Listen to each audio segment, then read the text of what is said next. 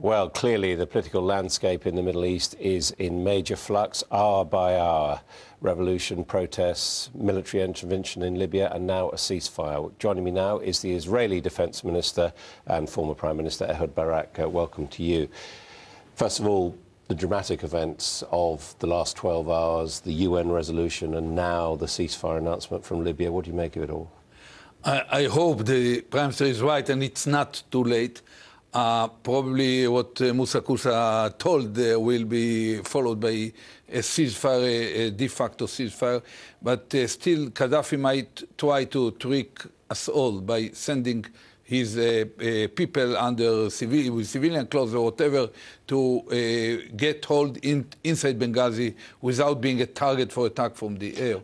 And basically, I believe that if this is imposed effectively and backed by the Arab countries, which is extremely significant, it might ultimately lead to his being toppled down. I mean, this is the question. Israel obviously follows these matters very closely. What is your perception of the strength of the Gaddafi regime within Libya now?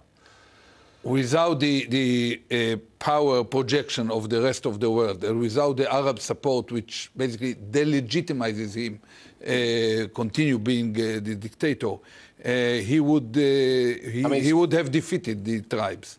But with the new developments of the last 12 hours, it might reverse the whole thing, and I hope that what will happen, that ultimately, probably within several weeks or several months, the Gaddafi will be over.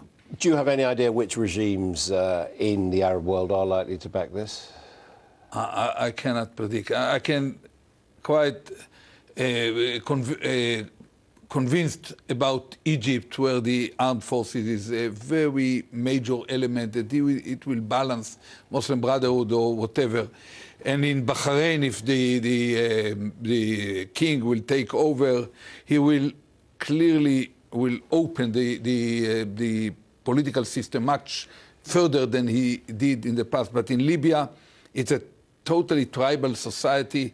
Probably the buds of a civil society can help them to establish something. No, I mean, by definition, because Israel is Israel and these are Arab countries, we've got a ceasefire now. I mean, presumably Israel does not play any role in imposing this. We are fortunate not to be part of the screens.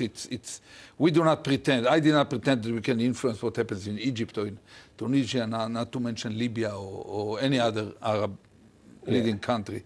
It's up to them, but it's emerging as a clear signal that we are quite isolated as a But it's a strange circumstance in a sense, because you've got the British involved who are allies, the Europeans to a certain extent are allies, yet you can't help or assist. Yeah, we don't have an obsession to be involved in everything on earth. But I believe that it could be a formative moment for the allies, the free world, the American, British, French and others.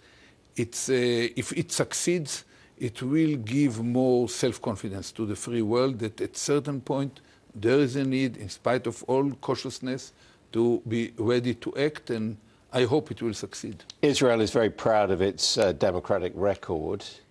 Isn't it therefore a good thing if your neighbours become more democratic? Yeah, historically speaking, it's moving to see the Arab nations standing one after another on their own feet to demand their self-evident rights. But our experience with revolutions and the fact that the Arab societies are not really open societies, not really pluralistic ones. You cannot expect Jeffersonian democracy emerge there, or even Václav Havel taking over one Arab country. Because, you know, the irony of it is that perhaps Israel has now missed an opportunity, because you know, in places like Egypt, you're going to get a population expressing itself, perhaps democratically not as sympathetic to Israel as the regime was, and perhaps you must be thinking maybe we should have clinched the deal. We should admit that the those moderate autocrats in the Arab world were extremely responsible regarding to the peace process and stability and the relationship with the West. And you cannot expect the same kind of responsibility and common sense from the public, the popular vote. But in the long run, it's still a good phenomenon, a good development, very promising. But in the short range, we'll have to be... Good for Israel? Good for Israel. Good for Israel, good for the world, and I hope that it's not too late for us, as Prime Minister said about Operation Libya. I hope it's not too late for us to operate in order to have a breakthrough in the peace process with the Palestinians, with the Syrians at the right moment, with the whole region. But I mean, that breakthrough would require a change of position and policy by the government of which you're a member, by the Netanyahu government. It takes two to tango. It will need also a much more sincerity on the Palestinian side. We had been ready to make... Netanyahu made his Bar Ilan speech talks about two states for two peoples. We made this freeze on any construction for 10 months, which is unprecedented. Which is stopped now. Yeah, which has been stopped because the Palestinians did not respond for 9 months, and then the 10th month, the last month, it but became you were continuing doing things in East Jerusalem. No, I don't think that the construction is the real issue. The real issue is readiness of both sides to close the door behind us, put all core issues on the table and start to deal with them directly, hands-on, in an effective way. The settlements are a massive issue for global public opinion. It's something they understand and something which seems to offend many people. And in that sense... It's no secret for us that the world is not ready to accept Israel reigning over another people for another 40 years. But at the same time, we need the world to understand that we are not living in Western Europe or North America. That's a really tough neighborhood. You can see it on the screens, where there is no mercy for the weak and no second opportunities for those who cannot protect themselves.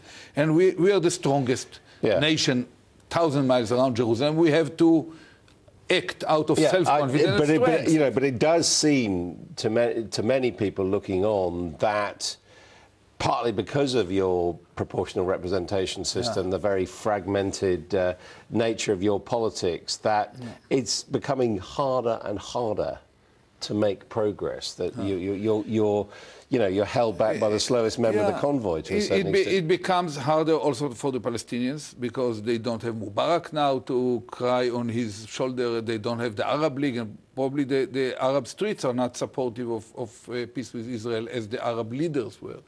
But I believe that the alternatives went even much worse. So the gap between what we see and what we want remains the same or probably grew. So we have more reasons to pursue with sense of urgency and purpose a breakthrough.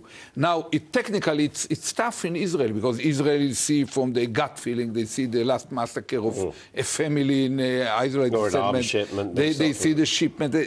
People say it's everything. The volcanoes are erupting and you want the action. Please be more cautious. And I say no. We have to identify the opportunities within all these difficulties, some of them totally independent of our deeds, this historic earthquake in the Arab world has nothing to do with Israel. But we have to seize the opportunity and try to start to move determinedly, not to be paralyzed or mesmerized by the magnitude of the turbulence around us. And what do you make of the slightly more distant approach that the Obama administration is taking to the Middle East and also the alliance with Israel in particular? It's the American people elected Obama. We accept him. He's the American president. The same way we expect the Americans to understand that the Israeli public, I would love to be a prime minister right now. Believe me, on this issue, it would be much simpler for the rest of the world. Probably not much simpler for my government or for the Israeli people. But we have this. We should take this government and this relationship as a given. The friendship between Israel and America go very deep. The relationship with the defense establishment, with the Pentagon, extremely good. And the role Obama's played in Libya, has he shown insufficient leadership? I would not say this. I think that he feels that after his Cairo speech, basically he saw ahead of the whole world what's simmering underneath the surface in the Arab world. He talked over the head of leaders, if you remember his speech, directly to the souls and minds of hundreds of millions in the Muslim world. And he sees it happening. But, you know, heaven and hell is in the details. So now there is a time for operation. And there are a lot of contradictions. You have Egypt is one case, Tunisia is another, Libya is one case, needs certain response. Bahrain needs totally different response. We have to learn to live with these contradictions without losing the sense that the real enemy of any success is being paralyzed by the complexity of the situation. We have to act. Ehud Barak, thank you very much indeed. Thank you.